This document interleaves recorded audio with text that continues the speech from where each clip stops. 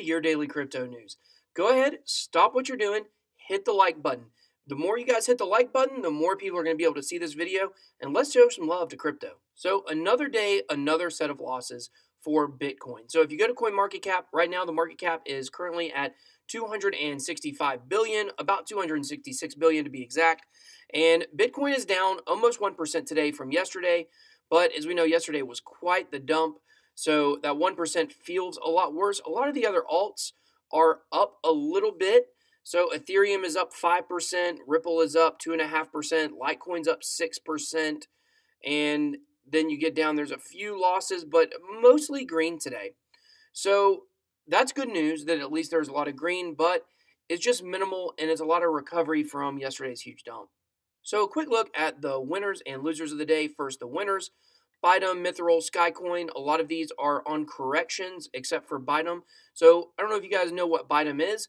Bidem's right now, it's number 27 in market cap, and it is a Chinese blockchain technology that integrates the blockchain with artificial intelligence. So let's look just a little bit deeper at Bidem. So as you can see, the symbol is BTM. Currently right now, it is equivalent to 53 cents a piece of US dollars. It's up considerably, about 25% over the last 24 hours, according to US dollars. And the market cap is 525 million. The circulating supply is 987 million, and the total supply is 1.4 billion. So it's a little more coins than I like to invest in, or maybe even a lot more coins than I like to invest in. So a quick look at the chart. As you can see, the chart only goes back to December 2017, so it's a fairly new coin as far as being able to be trackable. And when everything was at an all-time high, as you can see, it was also up quite a bit. It was worth 68 cents. And so now you look, it's almost what it was at that point. So we've seen this with a few different altcoins where they're returning in the same ballpark as their all-time highs, which is really good news for, if you want to call it the flippening, if you want to call it altcoin season, whatever you say. The day that altcoins are able to get their own traction without being so attached to Bitcoin's price is going to be a huge day for all of us. So a look at the losers today: Emmercoin, Request Network, Golem, Dash, Nebulous, Cryptonex. But as you look at these, none of them are down that significantly. And when we look at how many coins are in the red, there are only 9 coins out of the top 100 that are in the red at all, and none over 4.5%. So all in all, it was just kind of a steadying day today. And I know for a lot of people, this has been a very depressing week. I think last week, a lot of us thought, including a lot of technical analysts, thought that we were going to finally be on that bull run and things were finally going to start going up. And they did for a few days. But now we're returning to lows that we saw during the huge dump at the end of January, beginning of February. And it's a little depressing, especially for those of us who are in crypto and absorbed in it all day, every day. It seems like it just hasn't been a good time. But like I said in my video yesterday, this will be temporary. If you ever gone through something hard in your life, you go through it. It seems like it was extremely difficult. You never thought you'd get through it. But then you look back and you say, man, I really gained a lot out of that experience. And I think that's where we're at right now in cryptocurrency, which is if you're in crypto right now while all the weak hands are shaking out, first of all, applaud yourself for having the audacity to stick in. But second of all, really figure out, what are you supposed to be learning right now?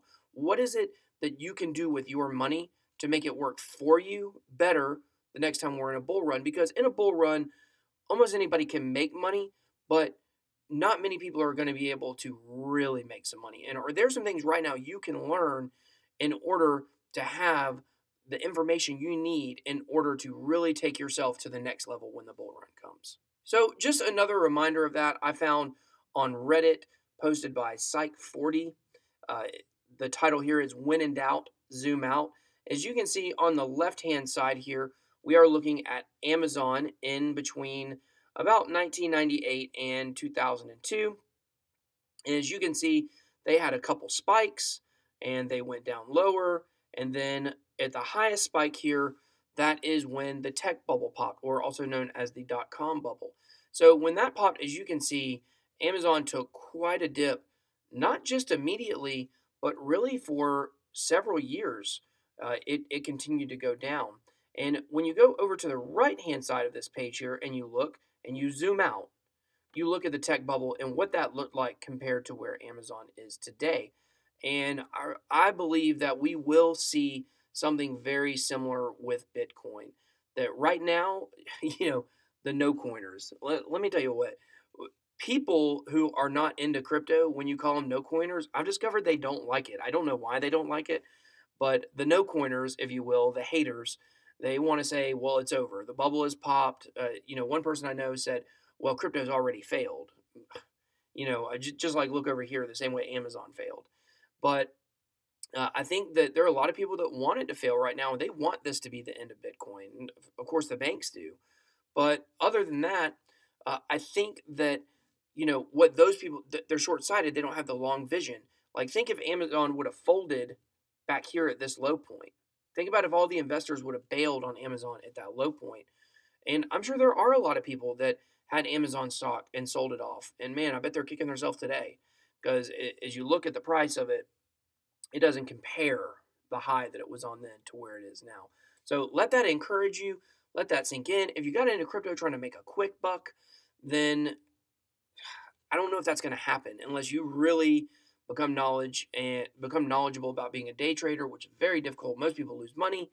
Then I think, if you're looking short term, you're probably not going to do too well. If you're looking long term and you're looking at where we're at today and where we could be in the future, then I think that there's a lot of promise there.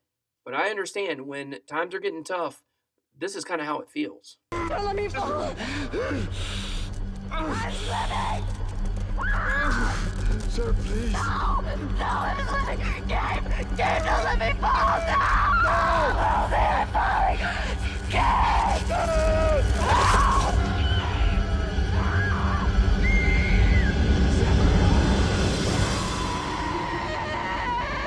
So what is one thing that gives cryptocurrency a bad name? Crappy ICOs. They're not good for anyone. They're not good for us.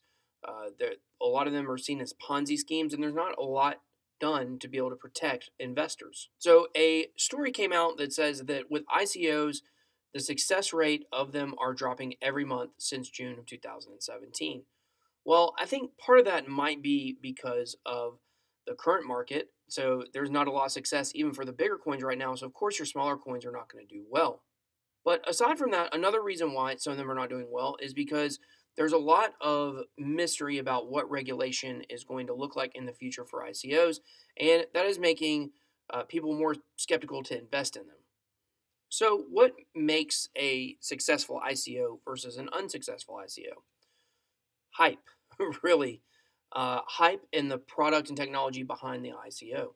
If an ICO has a passionate community and they're solving a real world problem by providing some kind of technology that we're going to actually be able to apply to an arena in our world, then it will probably be successful.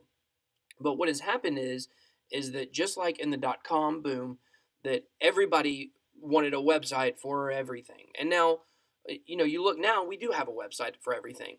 But back then, a lot of those people were just trying to jump in and not do things well and just create a website with a fancy name to which people would just pour money into it without actually giving good service. So in 2017, that method of just opening an ICO for anything you can think of, it doesn't work anymore. During 2017, it was working because everybody was jumping on, everybody was piling on, everybody was putting money into coins and trying to make a quick dollar. However, now, especially after the crash, if you will, it's not a real crash per se, but the mega dip, at least that we're on, what we've seen is investors are becoming more cautious. They're becoming more smart. So, in this article it says, so it seems investors are becoming more cautious as if success were concentrated on a few good and large projects. So some of the larger projects, like for instance, the what is it called? What is that new one? Telegram. That's what it is. instead of editing that, I might just keep that in. That was me really thinking hard to remember what the recent ICO is. It's a big project. Everybody knows about Telegram, and they've actually raised a lot of money. They just had their second round of fundraising, and they have raised almost $1 billion for just in the second round. They raised over $900 million for their coin. And I think that what that just shows is that what we're going to start seeing, I think, are bigger companies coming out with ICOs that people already have trust in. And so that way they don't have to be scared whether it's going to fold or not. And it's because of a lot of these ICOs that have been shilled on people, a lot of the bad ones, that companies such as Facebook and Twitter and a lot of companies have banned ads, including Google, for ICOs. And, with our channel here, we just do news updates and comedy, and even we're affected by it. We haven't been able to post ads to try to get our channel out there, especially on Facebook, even though it's just a cartoon we're trying to do. And so the latest company that has taken part in this is MailChimp. You may know MailChimp for, pop-up newsletter signups on websites. Cryptocurrency-related information isn't necessarily prohibited, provided the sender is not selling, trading, storing, or marketing cryptocurrencies. Well, what I've seen, I'll just tell you what I've seen personally with Instagram for our Instagram account. And it may have been the algorithm change, but, all of a sudden my hashtags that I use aren't really seeming to work anymore. And I don't think it's a coincidence. Instagram is, of course, owned by Facebook, and Facebook seems to have a personal vendetta against cryptocurrency. So even though here it says that cryptocurrency-related information isn't necessarily prohibited, provided the sender is not selling, trading, storing, or marketing cryptocurrencies, it begs to wonder, where are they going to stop? So here's my encouragement to all you guys in regards to MailChimp, Facebook, Google. Some of us are locked into some of those accounts, like my Gmail account. It'd be really hard for me to ever imagine changing that because I've used it for so long. It's like your phone number. You don't want to change it. But I will tell you, I am seriously considering closing my personal Facebook account. There, I said it. The way that these companies are fighting against cryptocurrency, it makes me angry. They're doing it under the guise of protection. But I think a lot of these companies are really concerned about blockchain technology and what that might mean for them. So there's a commercial, maybe you've seen it, where Common, the rapper, actor, whatever he is at the current moment, he says, we have more power in the palms of our hands in our cell phones than entire generations have had before. And when it comes to knowledge and information, that's absolutely true. People are becoming more, I'm not going to say they're smarter now. I don't know what IQs would be today versus before.